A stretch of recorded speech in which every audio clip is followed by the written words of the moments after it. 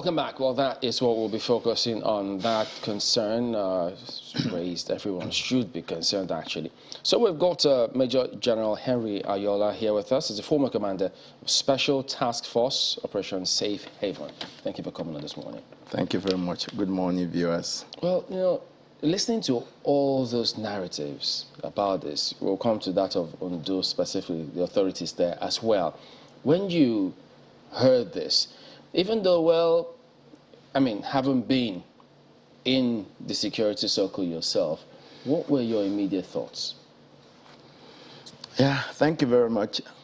For me, I wouldn't say it was a surprise because I remember the last time I was on your program, I was identifying the 5 components of banditry in Nigeria.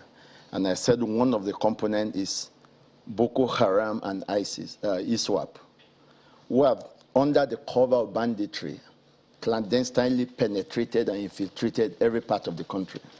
And that has shifted their base from the northeast, and in fact the entire operation extended to other parts of the country. So it was, I mean, basically a matter of time as when they will manifest in these different parts of the country. So for me, it wasn't a surprise. If only we took such information seriously, which is known. In fact, I pointed out that the first time their signatures were felt was in the Kankara school attack in Katsina. It was obvious then that this thing has gone beyond, because there are 5 components of banditry right now. And the ones that were, you know, the external ones, and there's what they call the quick opportunity ones, those who organize some kidnapping just for the gains. They are not part of the other component that is the latest, you know. So it was clear. From that point, we began to see the indices and indicators of Boko Haram and ISWAP. And by the way, when we say ISWAP, we know that ISWAP was a breakaway from Boko Haram. So there's really no difference other than the change of name. What key elements did you see that gave you that strong indication that this is their signature? Oh, okay. Very good. If you go back to the Kankara, I think those are 300 and something school children that were picked up then. And, you know, it was at a time where there was this rivalry within ISWAP and Boko Haram. And there was a need to show some presence and show some promise to show that, oh, we have the supremacy. Of course, there are several indices that are associated with them, as different from the typical banditry, you know, that is for gain, that is a clash between, like the one in Zamfara. There's actually a clash between rivalry groups, okay? So all of these differences have been there. Of course, the one of ISWAP and Boko Haram, you can see the nature of the killing, the horrendous kind of killing, not just you know, making a statement. You either be wondering, either they're enjoying an orgy of violence. That's characteristic of Boko Haram and ISWAP. Now that the FG said in that briefing that they are suspected to be ISWAP, but we will bring them to justice, what does that mean to you? Yeah, I can understand that very well too, because it takes a while to decode. When you put all the indices together, you have a gamut of intelligence input here and there. The intelligence puzzle takes time to resolve, because you may still need one piece of information somewhere that will link up, you know, maybe that missing gap sometimes, you know, before. But of course, as you are piecing the pieces of information you have together, it's just like the jigsaw puzzle. It begins to point in one direction or the other based on the templates that you already have and based on the known habits of the different groups. So I like the way the minister puts it. That's a fine way of putting it, to say it points in that direction or is suspected to be that, because you can't really categorically, you know, say that until you have, you know, done your investigation and your intelligence analysis to a point that you can beat your chest and say, oh, it's so group that did it. Yeah, so that's a safe way of putting it. Normally, when these groups attack, they also like to claim victory for those kinds of attack. So far, so good. We haven't heard any of the groups come out to say we are the ones behind or responsible for this attack. Yeah, that's what we call attribution. Attribution usually is followed through where there are doubts as to who could have done it, or where you are dealing with an area that is not known to be held by a particular group, in which case identifying the perpetrators becomes an issue. But in a case where a group has been on ground for a while, and more or less they are in charge of that area, they oftentimes don't have to start attributing, because, I mean, it's not a fresh thing. And it's not a new thing, it's an ongoing thing. It's an attritional war that's been on. In charge of what area in this thing? Because this is the first time it's happening in Ondo State, or even in the Southwest. Yes, in this form. This manner. Yes. Yeah, if you look at it, there's a trend. If you remember, when Boko Haram started, this was the pattern.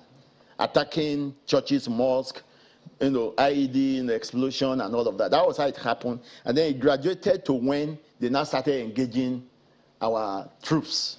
Okay, then of course it is the banditry thing that is bringing them back to this old system now. Okay, because now they have come under a different cover. And because, of course, it's smart for them not to attribute right now, because they want to, like the Minister of Interior said, they want to establish some presence, get attention, show some promise that they can, they have some users value to display and all of that. Or maybe they want a situation whereby the people start to fight themselves as a result of what they have done. Because you can see that the minister also made a very passionate appeal to, the people there, not to ethnicize or make this a religious conflict. Do you think that they're also hoping that this will have further effect, given where they have chosen to carry out this attack? There was plenty of reading. The governor of Ondo State is from Owo. He had a very tough line with herders and forests, etc., etc. And then, the establishment of Amotekun and, a host of other issues. Do you think that they are hoping that this could lead to further conflagration before they finally own up and say, we did it? Well, it's a possibility, but I would rather think, you made a point.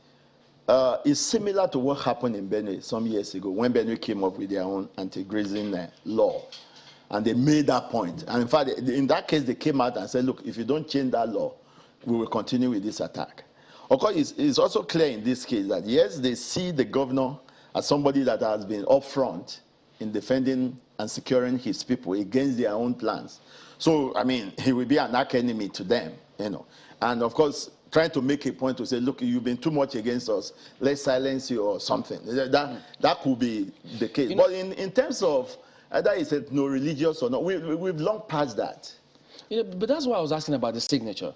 Yeah. Because even part of the governor's statements, close to what Mark also raised, is that he said the anti-open grazing law has come to stay. So, and I do remember some research by, I can't remember his name, even though it's late now, where he did say that they usually have this militant wing. That some of those who masquerade as pastoralists, that they may be harmless and everything, but when there's a fight to be undertaken, they reach out to a certain group who come in and carry out this kind of thing. So that's why I asked, what kind of signature? How do we address this? Yes, thank you very much. I go back. That scenario you painted existed at the time. You see, this thing that is very fluid. The patterns have changed over time.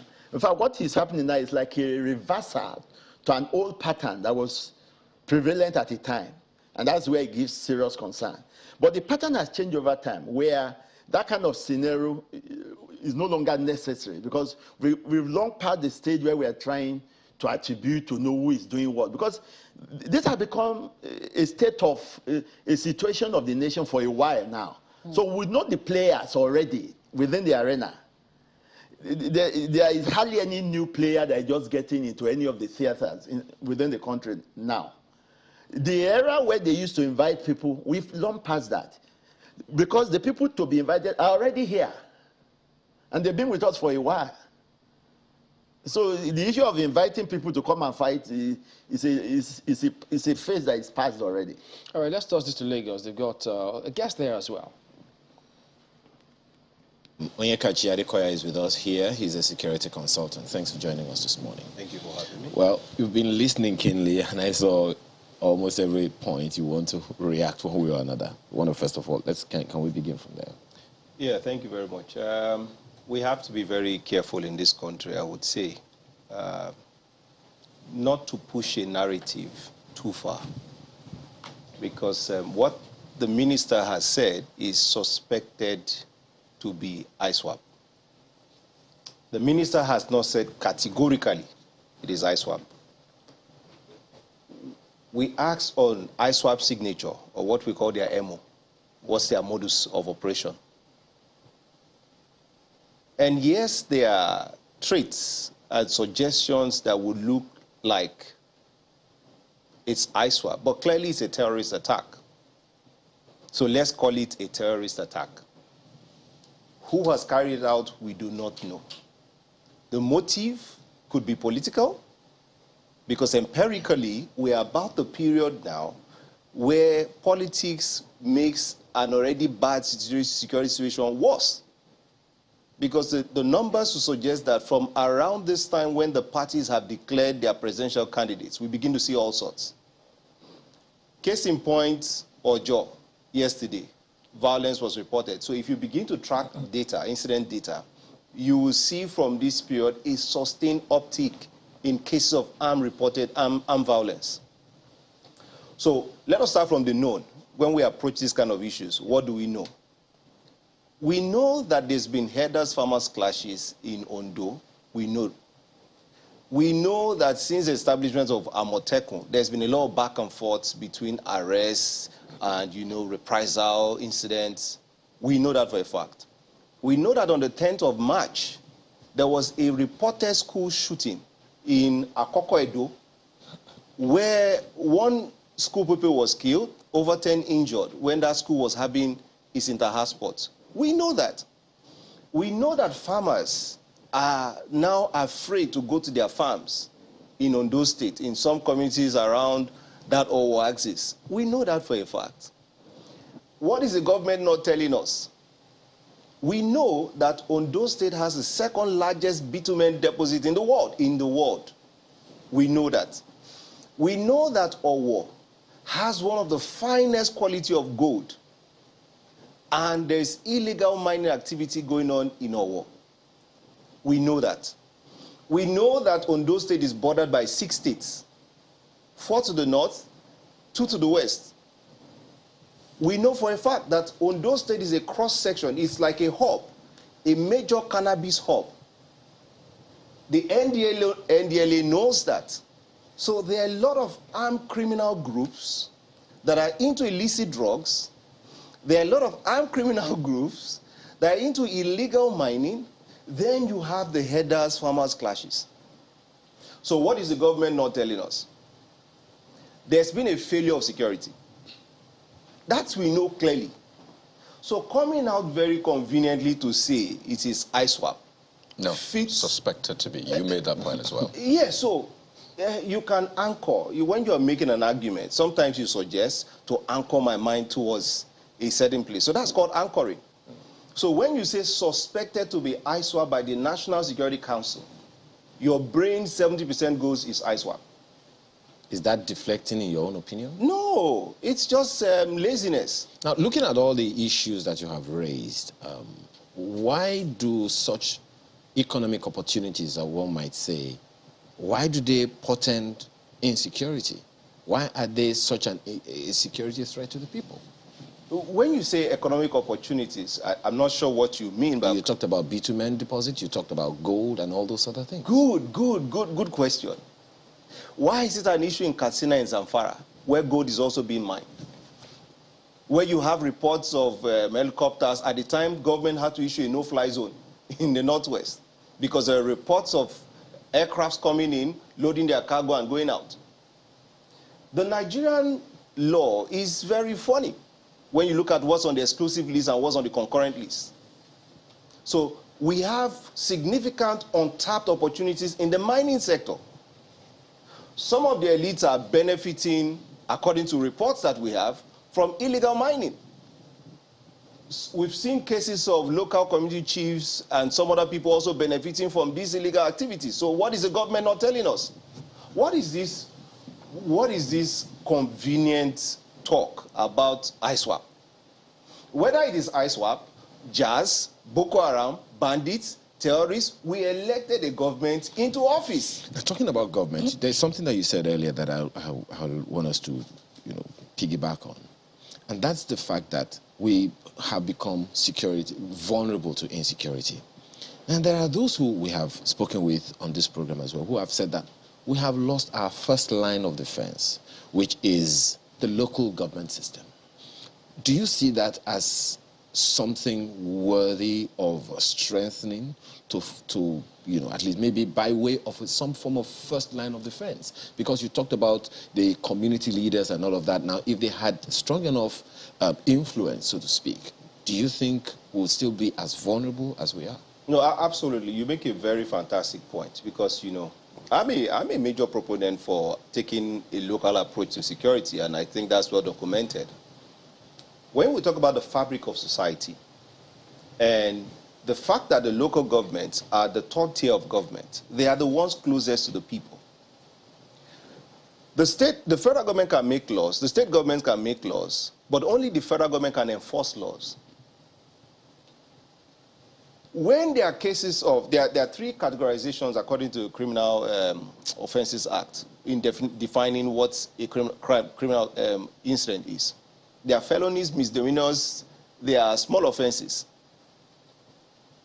It is only in this type of country that misdemeanors, which are offenses that carry criminal punishments of 3 years to 6 months, that you involve a federal police. Everything is federal police. I can't find my handkerchief, I will have to get the federal police involved. Well, figuratively, that is. No, literally and figuratively. If I want to report my phone missing, I have to go to the Nigerian police force, not to a state police, not to a community sheriff. And we say we won't drop the ball. When security is everybody's responsibility, it's nobody's responsibility because nobody is directly accountable for it. Which is why we're trying to address an issue, which is why we have a proliferation of vigilante groups across the country. Maybe we can talk about the way forward. But I can take your question. So all I'm saying is, it's too much mental laziness just to come out and say it is ISWAP. And therefore, we all go on our way. After all, Nigeria is under attack on every side because it is ISWAP. Where's the local government chairman? They're in Owo. But if you tie the economic opportunities in Ondo back to what's happening in Katsina and Zamfara, where there's also gold, then you now have to look at the response of the federal government to this by saying that it looks like ISWAP. So we also have to look at the bearings, which is why I want to ask, Owo is the governor's country home? That's one. The attack was on the Catholic Church. The Catholic Church is a universal church. So what are these signatures, using Chimelin's word, saying about the nature and intention of this group that has attacked? Now, you see, Nigeria is made up of very different interest groups who can go to different lengths to prove a point. What does it take to stage an attack like this and you then begin to enforce this narrative that they want you to enforce? It is the Northerners, one. It is the governors because of headers farmers clash, two. It is an attack on the Catholic Church. I mean, I was on DWTV, and the narrative was the Christians in the south are being attacked by Islamists from the north. What a beautiful narrative. How convenient. Without conceding that it is ISWAP, we have a sitting governor in Ondo State who perhaps is trying his best. He has done Amoteku within the limits of what the law allows him. But we have a president, commander-in-chief of the armed forces of the Federal Republic of Nigeria. If that's not high-sounding enough, I don't know what again is high-sounding. We have different GOCs, brigade commanders, we have NDLA, we have NIA, we have SIB. I could probably run out of names. We have over 26 agencies for security. The bandit camps are known. To your point on economic connection with this thing, I'd always say that these people are not extremists, Islamists, or anything. These are what we call armed criminal groups. And at the heart of the activities is economic interest. Ondo has gas. Ondo has crude oil. Ondo has kaolin. It has perlite. It has gemstone. So follow the connection. But would you insist on this point if you also related it to what's been said in Ondo State, that yes. this is a pilot phase of a planned attack on the entire Southwest? Yes, you can say that conveniently, but that's not the point what I want to dwell on, because that's pushing a very dangerous narrative in the country. The point I'm making is, because the federal government has not set up our mining sector correctly, you'll be shocked. The Chinese are here mining, the Indians are here, the Russians are here also mining, and we have not deregulated or opened up the mining sector. Therefore, we allow for people to go into these places, and they must protect their turf. Tantalite is being mined in Plateau State. So look at Plateau and the crisis in Plateau. Just follow all the major crisis zones. Yes. And then you find out the major economic interest that is at play in some of those places. This dangerous narrative, do you want to dismiss it? Because it began in the Northeast, yes. and then it crept into the Northwest, and then we now have the Southeast, and now we now have Ondo State. So are you dismissing it? You cannot absolutely dismiss it. All I'm saying is that if we say it's ISWAP, bandits, terrorists, how many has been prosecuted? How many has been paraded in the open? What exactly is being done? So to say ISWAP, too convenient for me. It's too convenient. It's not ISWAP. Sorry, just to land. Yeah. It is not ISWAP in the Southeast, but there's problem in the Southeast. Yes, ISWAP claimed attacks in Kogi, in Kwara, in Benue, in Taraba, recently, in the last 2 months. Those places are about 4 hours away from Ondo State. You can't rule it out. But before a problem begins to burgeon, at least it becomes a bit transient and incipient. So there's a point there. But if there are structures in place that are active and responsive, that are local, near to the place of action, we can nip this in the bud quickly. We don't have that. We are playing catch-up in this country. Our attention span is too short. The Abuja train incident happened just how many weeks ago? Now we are in a war. Right. We're due for a break in about two minutes or thereabouts, but I just want to quickly recap some of the issues you have raised. So essentially you're saying, government saying all these points in the direction of ISWAP is quite convenient. For them. You have given the options of politics. In fact, you've talked about cannabis as well, but you also seem to be narrowing it down on the natural resources and all in Ondo State, and drawing similarities with other parts of the country where we've seen those attacks. But Mark, we made a point earlier on that, you know, all of this also has a very convenient, easy outcome, which is, you know, these are the people responsible for it, and then the people in Owo or Ondo will naturally go out there and perhaps take the laws into their hands, as they say. So for Nigerians, especially people in that region, seeing this report, having to deal with that massacre, I mean, that's a term that has been used. How should they receive this? How should they internalize this latest pronouncement and perhaps some other explanations they have heard? How can they approach this? From the standpoint of the Constitution, security of life and property shall be the primary function of government. The government has failed. Politicians are the ones responsible for all these incidents. Clearly put, whether by politicians are responsible. Yes, they are. Whether by omission, whether by neglect, whether by incompetence, whether by failure, there are people elected into office that are responsible for security. That's why we elected them. That's why we gave them our sovereign right of self-defense to collectively, on our behalf, ensure security. And that is failing. People are rushing to arms. Most of the states in the Southwest today, most of the ballers, most of the vigilante groups are armed. They have to be armed. But you haven't answered this question. How should the people who have been, Yes. we'll answer that one Yes. when we return from this break. Please stay with us. The attack on St. Francis Catholic Church in Owo is one that will continue to leave a sour taste in the mouth of Nigerians, particularly those in the southwest, for a long time to come. Residents have been lamenting the state of security in the country, with some suggesting ways of salvaging things. I've heard that something like this has not happened before, so I believe that it's a possibility that even the security operatives or agents were a bit relaxed because this was not anticipated. People of my age, when we were young, the least thing we think about was security. We can travel at any time of the day. We can live anywhere. We can sleep anywhere. But unfortunately, the story has changed. Some consider personal safety consciousness as the way to go. Let the governors of each state join hands with the federal government. Or the state can have their own state police. This suggestion is not far from that of elder statesman and former presidential candidate Chief Olufalaye. He's worried that after several protests over previous attacks, nothing has changed. The least I expect us to do now, before the election, I repeat, before the election, is for every state and local government that can afford it to set up their own police forces immediately. You don't need any constitutional amendment to have state police. He wants states in the southwest to return to practice in the past, where each native authority controlled its security, that in addition to other apparatus at various levels.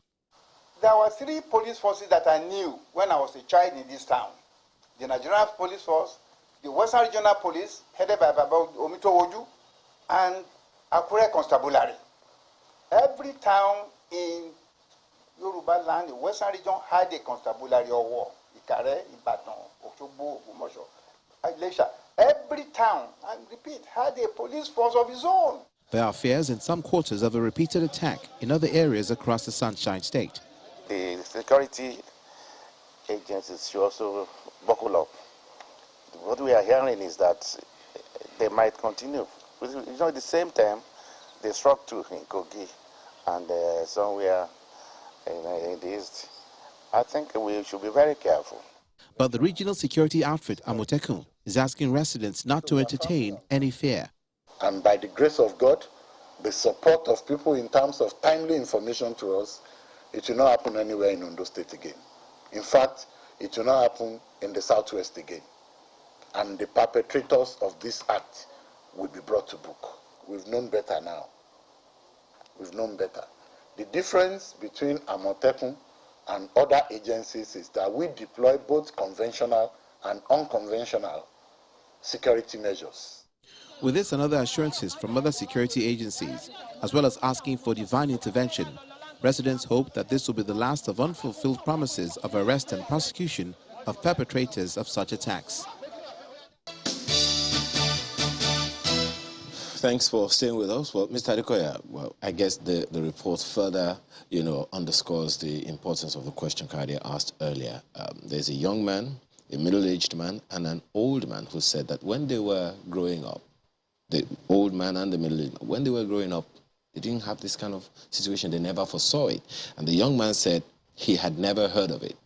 So hearing this that happened, the people who have to live with the consequences, and the opinion that the federal government has put out now of who is suspected to be behind these attacks, how do the people who have been attacked both emotionally and physically, how do they internalize this? How does it comfort them?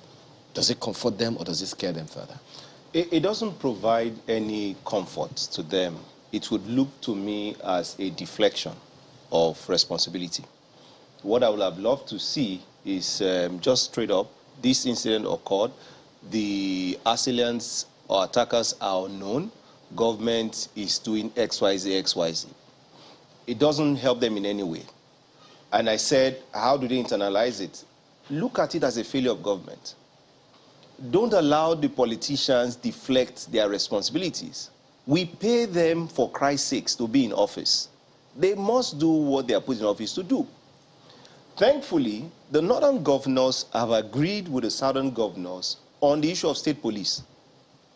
But it has not moved beyond just being espoused. It has not become institutionalized. What is the fear in having state police? We say we don't want a governor to arm a group. Which governor doesn't already have groups that are armed in Nigeria? What can we do to solve this problem? If we have state police, limit them to service pistols, at least shotguns. Declare what amounts to a federal crime, what is a state crime, what can be dealt with by local authorities. If they have only service pistols and shotguns, there will be no match for federal forces that will have certain categorization of assault rifles and special forces. What will be the multiplier effect? Those institutionalized police force will become a force multiplier for our federal forces, who in any case are overstretched. The military has operation in over 31 states. How much more stretching do you want to do this? In fact, Chief Olufalaye thinks that you don't need the constitution to have state police. You I can don't go agree. ahead I don't agree. and do something right You now. need a constitution to allow you have, because the police, the constitution currently now allows for only the federal government to have a police.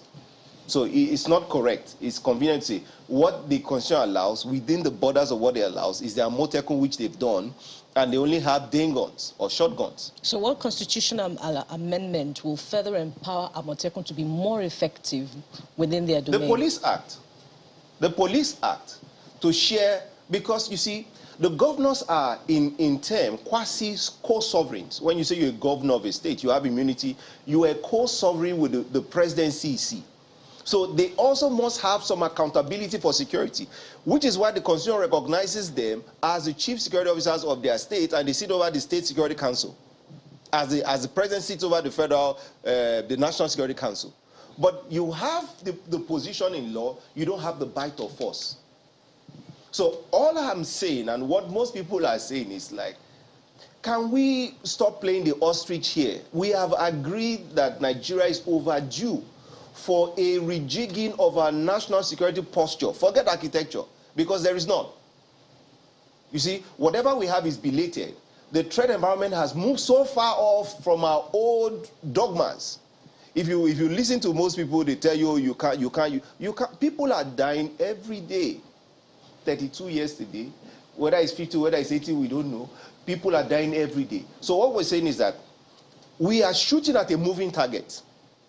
And if you are not flexible and dynamic enough to pursue your target, the target will leave you behind. And security has left the country behind. So very quickly now, constitutional amendments could be a very long process, albeit an unwieldy one. Yes. And constitutional lawyers have in recent times been advocating that state governors test the laws as others have done in the past, i.e. the VAT law, i.e. the VAT dispute, and what's it called again, vehicle license. So do you advocate that state governors should, use the courts to get ahead in this, such that there'll be a semblance of sanity if Amotekun and other state police, whatever it is called, can be empowered within the Southwest jurisdiction? The interpretation of the law or any part of the country. Yeah, the interpretation of the law is very clear, though I'm not a lawyer. It's clear. Only the federal government. So what are you going to test at the Supreme Court? There's nothing. You can't build your case on nothing. Now, what I will say is that the political will to have state police is not there. Leave all the noise we're seeing on air. If the will were there, the northern governors aligned with the southern governors to give the presidency in the APC over to the south.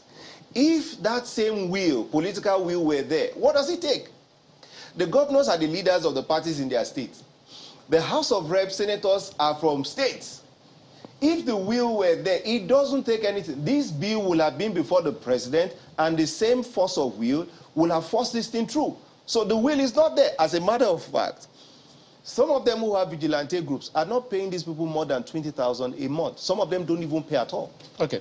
Well, let me ask General Ayola as we take this back to Abuja now. I'm concerned about the personnel that we have to engage to do some of these jobs, General. The policemen, the soldiers that, according to Mr. Adekoya, are operating in about 31 states of the Federation. I'm concerned about whether or not we are giving them due attention enough so that they can be significantly mobilized and motivated to do what they're supposed to do for us. We don't want this to happen again, but this is happening in our faces. We have not really, the dust hasn't settled on the war, and then there's the one that happened yesterday. So I'm wondering how you think we can contend with this, especially the personnel that we have to deploy. Yeah, thank you very much. That's an important aspect of it all. That brings us to, my brother Adekoya was talking about the security architecture of the nation. I would put it this way, that whatever security architecture we have, maybe we can say it's a default one, in the sense that it will require some deliberate, going back to some fundamentals, like doing fresh risk assessment, vulnerability analysis and threat analysis, reviewing all of that to then revisit and now do a deliberate design that will incorporate some of the self-defense mechanisms at the lower level, at the local government level, in fact down to the world level, at the state level, so that all of them are incorporated so that the reaction time can be shortened, so that there is a liaison within each level, each tier, and then there is also overlapping responsibility at the lateral levels. So that way, we can have something that is taking cognizance of the current threats and the current state of the nation security-wise, so that it can handle some of these, what will have been seen as unforeseen in the past, but that have become the norm now. That will help. Now, going back to, strictly to your question, yeah, I had the Inspector General of Police mention that they are passing out about 10,000 police officers, in a way of boosting their strength. Yeah, that's something that has been suggested over time. There is no shortcut to the fact that we need a surge in all our security services that are involved, particularly the armed forces and the police, and maybe the civil defense, who are directly engaged, who are first responders in most of these incidents. So we need to do that because, like you rightly said, the armed forces is already overstretched, so also the police. So even if you have all the best weapons and all of that in the world, you still need men to operate them. You still need men who must be smart at operating the equipment, who must have the competencies to use them effectively and optimally. So all of these are there, and these are things that can only be taken at the federal level. So it boils down to the federal government really giving this its best shot. Because what you tolerate, you cannot change. I think we have not had enough decisive tackling of this situation. And people must go about their duties. Today is Friday, it's a worship day. People are going to go to mosques to worship. On Sunday, people are going to go to church to worship. I mean, people went innocently last week and, some people got killed. And I'm sure a lot of worshipers are thinking, today and Sunday, what should we be doing? Yeah, you just reminded me. When I was commanding Operation Safe Haven, we had a standard deployment on Fridays and Sundays to cover all the churches and mosques.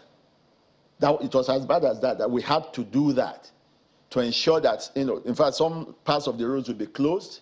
You have, the forces were deployed until those services were over. And that was standard deployment every Friday and every Sunday. Now, I know with the way the armed forces and the police are stretched, now if we have to do that all around where these threats are, for example, that's additional responsibility being given to the armed forces and the police. But if that's one good way of at least giving, the presence of them certainly will reduce, and it will give confidence to the people going to the church. When they see, roadblocks, they see soldiers, they see police. at least give some confidence to them that at least they are safe. Let's wind down with this because, there were reports yesterday about certain persons who were arrested, but our correspondent reached out to the police trying to find out if they were really those associated with that incident. The police said, well, we can't comment to that because we were not involved. Because I think they said it was the army and the Amotekun that went in to make that arrest.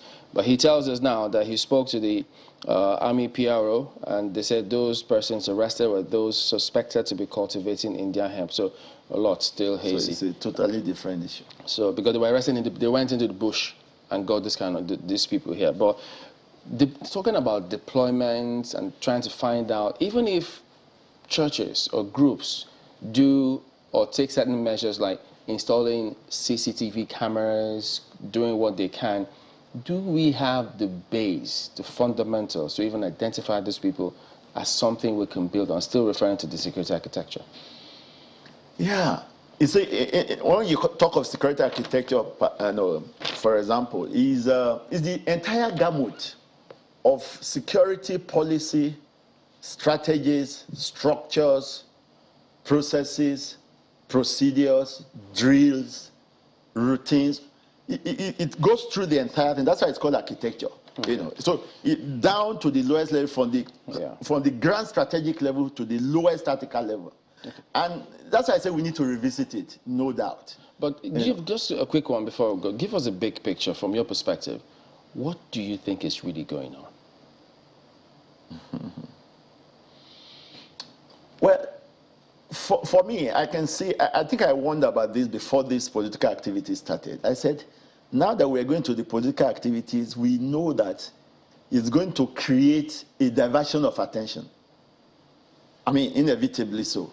And that if we don't put certain preemptive things in place before we get engaged by politics, the adversary will take advantage of that. And that's what we're seeing happening. Because, there's so much you can do in 24 hours, and there's so much you can do with the same set of force that you have, unless you have to expand, So, so the urgency really is about causing a surge both in the armed forces and the police, and doing it as fast as we can, do some emergency recruitment and commissioning, get some additional equipment, the use of technology to make up for some shortfall in manpower in some areas. We have to do all of this, and we have to do them concurrently. All right, we need to thank you for coming on. Major General Henry Ayola, former commander of Special Task Force Operation Safe Haven. We have to thank you also, Onyekachi Adekoya, security consultant. We'll be back in a moment. Stay with us. So here we are. The issues are not just going to go away. Security is most certainly an issue of concern that we cannot stop talking about, because without security, investments are not protected. And this is something that happens virtually everywhere in Nigeria. But then it's an important element in the whole issue of governance. And it's the primary responsibility of government, security and welfare of the citizens. That's what governance is about, and what every government that's employed by the people. I keep using that word employ, because it's the, what do we call it now, leadership recruitment process? It's a key part of the social contract, and it is that part of the social contract that government signed up for that it has consistently failed over the years. Security of not just businesses, of lives and property. And one of the most important questions that we asked in the last segment was, how do the people in Owo internalize it? What will Sunday be like in Owo? And I'm glad you use that word employ in the recruitment process, because when you say employ, then it brings that sense. You have the power to hire and fire. I mean, you can employ someone to meet, certain organizational goals and targets. And if the person is not performing well, you're meant to essentially tell the person, step aside so you can get someone. I wish it were that easy in this climbs.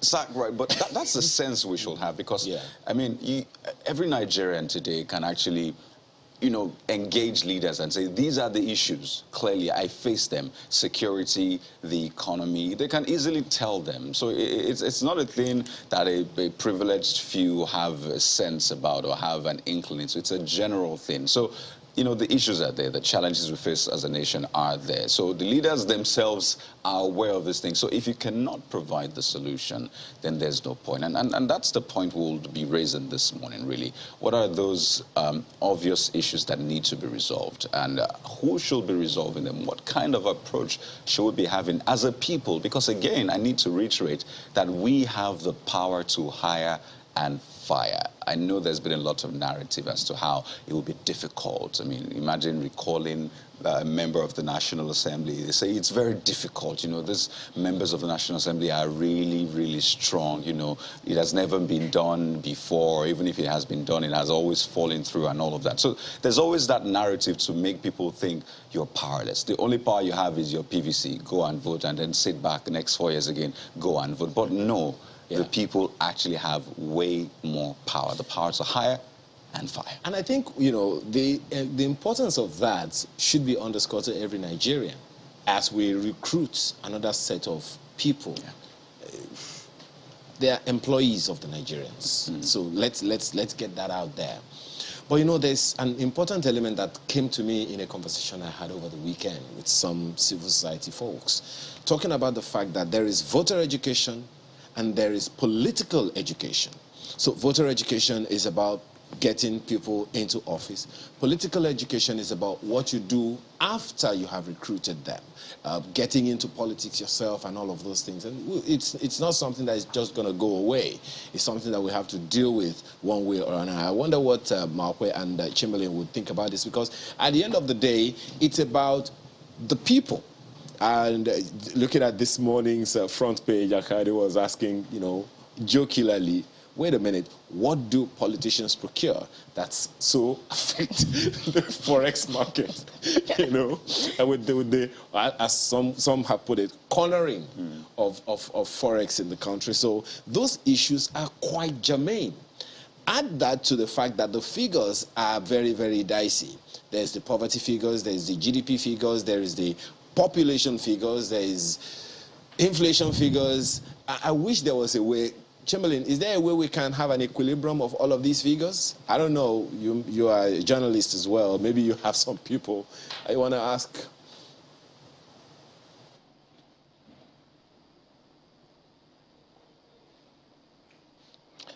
Well, let me just highlight this. I mean, from what we heard, I guess, here, it looks as if there's a big picture in terms of what is playing out there. But even Mr. Femi Falana's piece was quick to remind us that on August 30, 2015, remember, he says that the SSS confirmed the arrest of dozens of Boko Haram leaders within 2 months, including 9 in Lagos and 1 in Enugu. And then on the 1st of July 2021, the Nigerian army did announce that during its standing patrols and raid operations, in strategic areas in southwest zone, including Majidun area, a certain Ibrahim Musa, an ISWAP member, was arrested at number 31 Abatura Street in Songota in Ogun State. So we need to look to some of these things that are going on. There's a lot more happening that he wants us to pay a lot more attention to and not just be carried away by the politicking going on, which they may use as a cover, a facade. But some of you have written in. Dr. Peter Idalu says, talking about the Owo church attack, the issues around the unfortunate incident in Owo, like many others before it, may eventually fizzle out.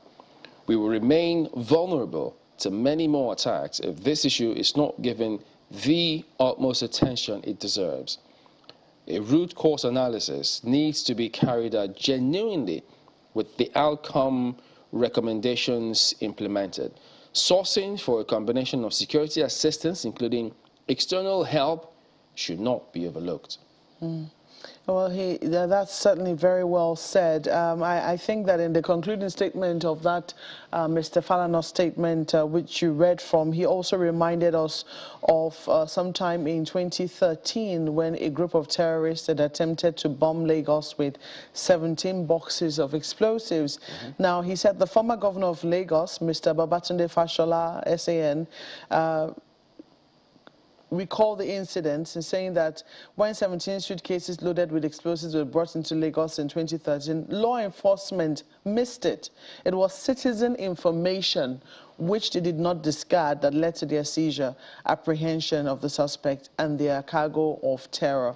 They said they were tried in Lagos, somewhere in Badagry, and they were given a fair trial. They were over 20, and they were convicted, and this enabled government to put them in a place where they could no longer harm residents of Lagos. Well, you know, and that's why I was asking about what should happen today. Yeah. Because people are going to go and worship today. People are going to go and worship on Sunday.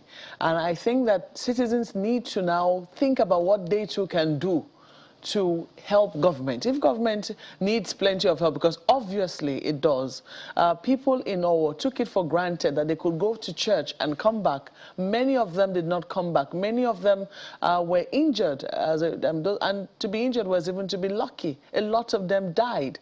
So I believe that, you know, citizens need to ask those critical questions. As we go to worship today, what can we do differently about security around our environment, around the schools that our children go to, because this is another soft, you know, target for these people. And I think that government needs to engage more.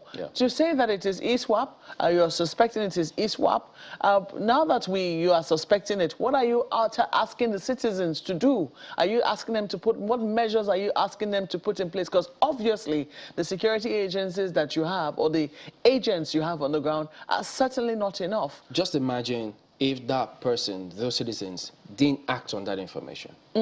Yeah. So it's better imagined, right? Isn't it? 17 boxes of explosives. So, you know, because there's several other people who may think, look, what did you want? We've done... No, we need to do ourselves favors in this case, because we need to be alive first. There needs to be a nation first before some of these things happen. And I think that underscores Olagunjo Oladele's mail here. He says, the deployment of a bottom-up security plan based on local government intelligence is critical. This method will turn every citizen into a security guard, and it will not only go beyond but also complement standard security architecture. The regional, political, and cultural diversities make collective security architecture challenging.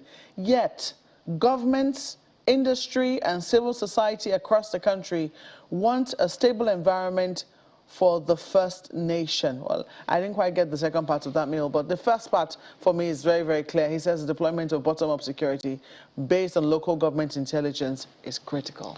Well, you know, when we say that almost everybody out there is their own local government because they provide many things for themselves, in this case, too, that same principle may as well apply, because, I mean, if you need to start thinking security first, maybe right from everything you do, the way you drive. If you usually don't give that allowance between the car in front of you and yours, now you need to do it.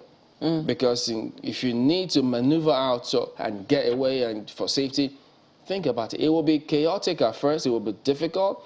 You will feel like you're the only person doing this.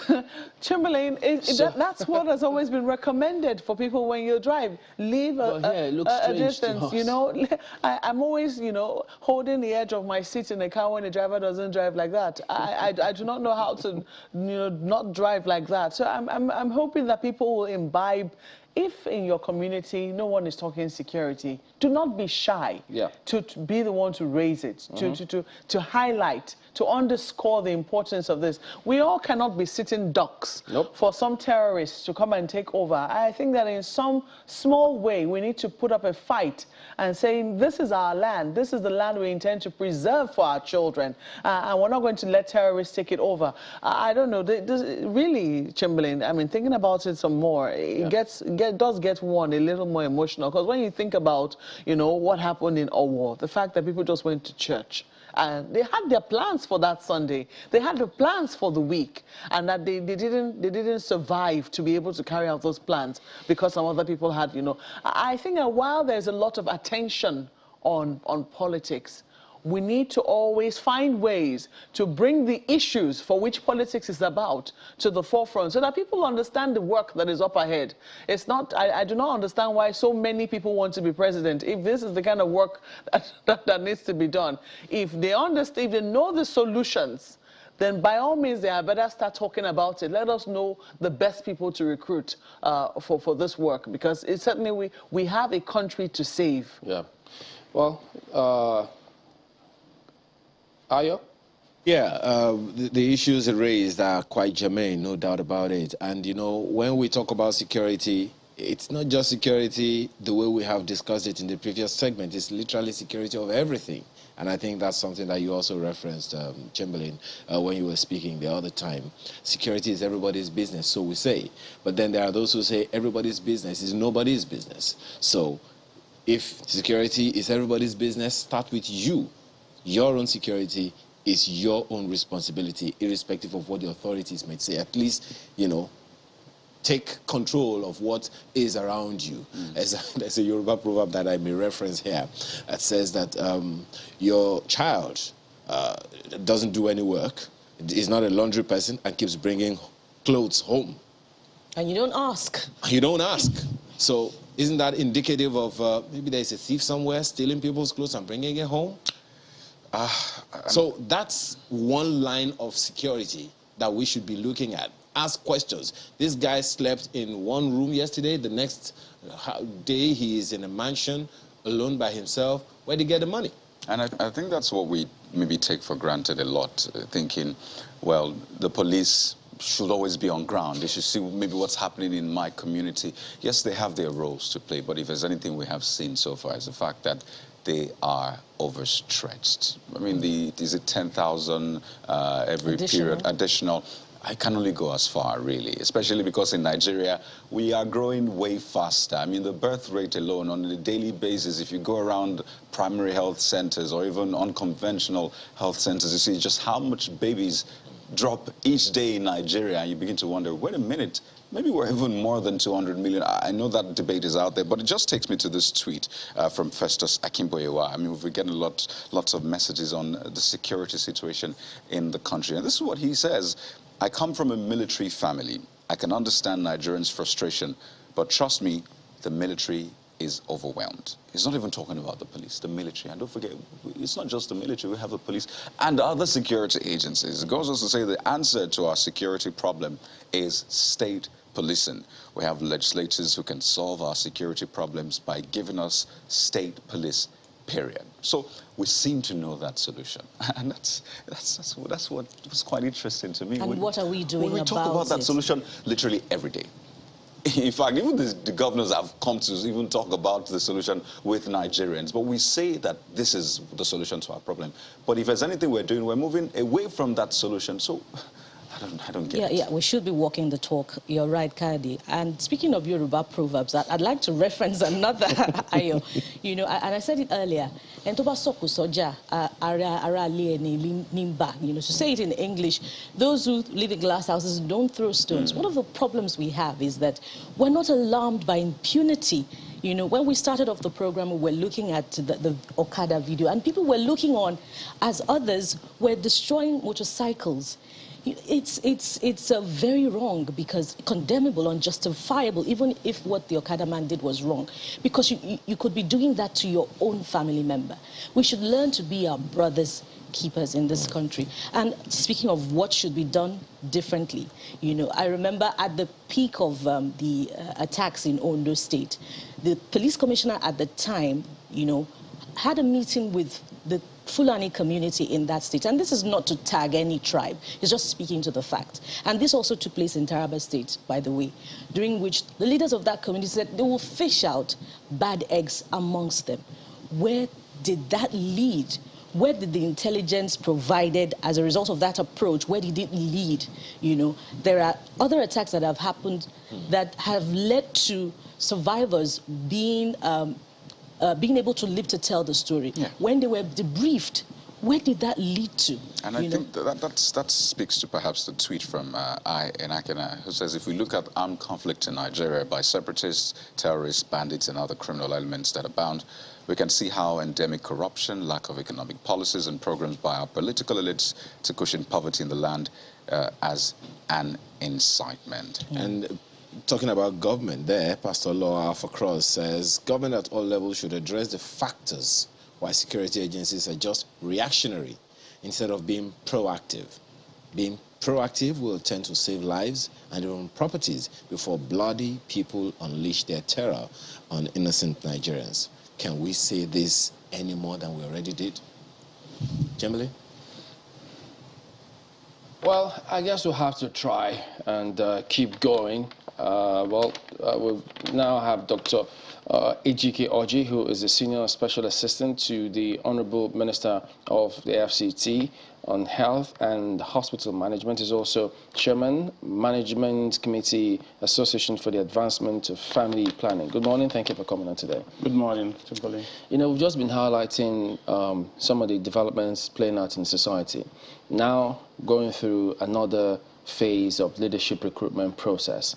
And tendency is there for people to be carried away by the politicking, the facade, the glamour of all of these things and the razzmatazz, if you will. But there are intangibles, the critical issues that we should raise of these people who want to lead this country.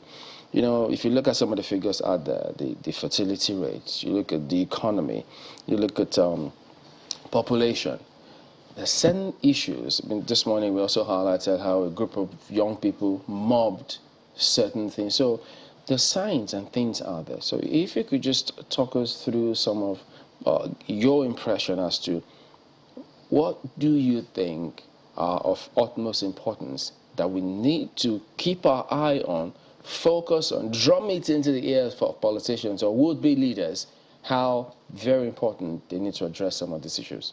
Yeah. Thank you very much. It's important. I'm so glad that you're raising this issue at this point in time in our lives. For almost 15 years, some of us have been shouting and telling everybody that we are going into a demographic crisis. And what do I mean by that? Any country that you have a youthful bulge, and there is no, and the growth rate of that country is less than the annual population growth rate, there is always a problem. And that's what yields the youthful bulge. In a place like Nigeria, 72% of our population is under the age of 30. So we have a very high level of dependency, up to 87.5% of the population is dependent on the 13% that is left. And then when you have that, that means you now have an army of youth. Youthful exuberance would take over, aspirations, failed aspirations, not properly educated, and then what will mean that most of them will be unemployed. So you have an angry army of youths. The next thing that you see, some of those youths will like to seek ways of ameliorating the conditions they found themselves. So what will they do? Some will start leaving the country. The first thing that you see is immigration of very skilled professionals, which we call global citizens. They can fit in anywhere in the world, get a job, and take care of themselves and their families. So they start leaving. My class of 80, medicine, 75% of my classmates are outside this country as we speak. And then the second thing that you see is, or the third thing you see is when nationals start killing nationals. Because there's an army of young people mischief makers can recruit. Kidnappers, armed robbers, bandits, they have a veritable size of people to recruit. So when you see all these things, you need to make sure that you focus on transiting that your population from that crisis to a dividend level population. And it's not a knee-jerk approach. It's a generational thing, almost 20 years of active work.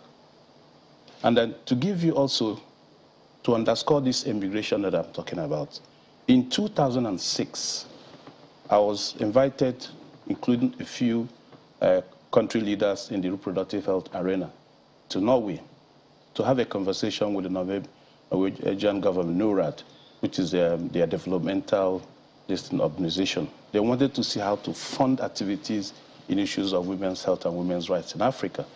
When I sat down with the International Development Minister, the first question he put to me is, Dr. Oji, how come every single day 13 commercial sex workers come into their country? Way back in 2006. And at that time, the International Office of Migration did say that 40% of all the young people who crossed from mainland Africa to Europe, 14% of them were Nigerians. When President Buhari came into power in his first term, remember he brought back plane loads of our young people, about 20,000. From Libya, right? From Libya. These were army of our young people wanting to cross the tempestuous sea of the Mediterranean. The Mediterranean Sea is the second most dangerous sea on earth, and yet people cross on raft. A lot of them both capsize and they die. That will show you the desperation. But that shows also that non-skilled people are leaving the country. As well. As well. It didn't start today. For 15 years we were shouting. Now to conclude on the third part, remember that the OPC was started in the Yoruba side of our country, the southwest. That was an entity to try to protect the Yoruba nation, OPC, Oduduwa People's Congress. There was a lot of violence, followed by the restiveness in the Niger Delta. You saw kidnapping, first they started with oil workers, eventually came to Nigerians. Then in the southeast, you had kidnappings. The Igbos are like locusts. Every year they migrate to the southeast for holidays and all that. For 4 years, some of us couldn't go back to the southeast. Then came the Bakassi, to an entity called Bakassi to be able to ameliorate the condition. Followed by ethno-religious crisis on the plateau. Then came Boko Haram in the northeast. Finally, we have banditry in the northwest. So it's gone full circle. You know, with all of this, you think that education plays a very vital role in some of these things. But if you look at the global trajectory, I mean, you highlighted both the skilled and how even the unskilled are all at every opportunity they've got, they want to flee. But in 10, 20 years, given the way things are moving globally now, even the skill set that people have will not be useful. Absolutely. How do we deal with that? In 2019, the president directed the National Institute of Policy and Strategic Studies, NIPS, Kuru, that they should focus on population growth challenges and human capital development. That was the first time a sitting government realized that we have a problem with population. I was invited with 3 other consultants as the lead consultant. We went there and worked with the NIPS. They came out with 14 recommendations to the president. And the 3 major ones I want to highlight is that a country like us must have a population policy. The second thing was the Federal Ministry of Health and stakeholders had already projected how much we need to spend in terms of family planning commodities to make sure that women have qualitative and right-based family planning service to be able to manage their birth rates, which is about $265 million in 4 years or 5 years. Then the next one that is also important is the future of job, which is what I have just mentioned now. Because if you do not look into the future and give skills and ability to your young people, like you said, in 20 years' time, even though they have skills, they'll be jobless. The world is moving towards AI, that's artificial intelligence, and then also Internet of Things. Mm-hmm. So we need to keep giving our children skills. And even in the healthcare sector. Even though at this point in time, many of them are on strike. They're on strike. And then the way some of these countries outside our sphere, the way they are trying to manage it, they introduce STEM. STEM is a process of starting from kindergarten to teach young people how to code. There's snippets of it in Nigeria, but those are the kinds of things we should start investing. When we were young, the schools were there, but they were trade schools. not everybody really wants to go to the university. Some people are so adept and good with using their hands. So they would prefer to go to a trade school. And then, like I said, if we take 5 deliberate steps, number 1, we must bring down our fertility rates. The world fertility rate is about 2.5 right now. We are at 5.3. Our growth rate every year is 3.2%. All right? So if we bring down our fertility rate, the next logical thing is to improve our healthcare. So there will be affordable, accessible, and appropriate healthcare to all. Because that will stop the drive. If a woman wants to have children, she thinks of how many will survive. Our infant mortality is very high. So she would rather have 10. If she loses 7, she still has 3. So, but now, modern methods have made it possible that some of those children are now surviving. You see the point, so the population start increasing. Then the third one is making sure that we have the appropriate, relevant, as accessible education, like I just mentioned. What it means, the burgeoning youth population is properly trained. When they are trained, they'll have capacities to even employ themselves and also be employable. Then the next logical thing is ease of doing business. So that all those people will be able to attract even foreign direct investment because the labor is here, and that will increase the income per capita. And finally, which is overarching, Nigeria must be made to be a country of equity, fairness, transparency, accountability, and civility. How is this message about reducing fertility rates being received? Because you talked about us being one of the areas where fertility rates is pretty high. I'm sure if you break it down, you'll be seeing a decrease in some areas and maybe increase in some areas on a state-by-state basis. The states that need to be getting the message, are you engaging with the state governments? Yes, what we have done over the years, the Association for the Advancement of Family Planning, in 2010, we came together, some international development partners, country leaders. We came together and said we cannot allow our population to be going like this. It's trouble. And then we formed the association. By 2011-12, we were able to convince the government to put money on the table for commodities. That was the first step. So Nigeria started putting $3 million on the table. Now it's about $4 million. Now the next step, because what is driving the population is also religious and cultural context. So we decided also every 2 years we have our family planning conversation, national. In fact, we're going to have one this year by December. Now, what we decided to do in the first 3 days of the conference, we focus on the 3 key drivers of our population: the youth, the women, and interfaith. So this is a mechanism that we use to reach directly to young people, because the children who will drive our population to 450 million by 2050 are already born. So the message must go to the young people. Don't keep producing the way we produce, otherwise you won't see the future you want to enjoy. So we talk to the youth. When you talk about young people, what age categories are you looking at? From 18 to about 25, max 30. So that's the young set of people that we talk to. Because like I said, they are going to drive our population to what we can grapple with. Then we also talk to the women themselves that are also producing babies now. And then finally, the major driver is the faith-based drive and also cultural. So we have an interfaith forum which we engage, and through them, we're also engaging them nationally. And at the Federal Ministry of Health, there is a department now that is handling interfaith groups. So we work closely with them to make sure the messaging. And then we have developed the Islamic perspectives in family planning, and also developed Christian perspectives in family planning. And then we use that to work with clerics. We have meetings all the time, and we have encouraged most of our members, because we have about 50 international organizations, local NGOs and CSOs working in the area of family planning within the sphere of AFP. So whichever organization you're trying to work with, make sure you also commit to working with the Interfaith Forum. So this way we are going to make sure we get information to the people. And the Federal Ministry of Health also developed a communication plan, which has made sure that we keep trying to create demands. So there will be demand generation to reduce our unmet needs.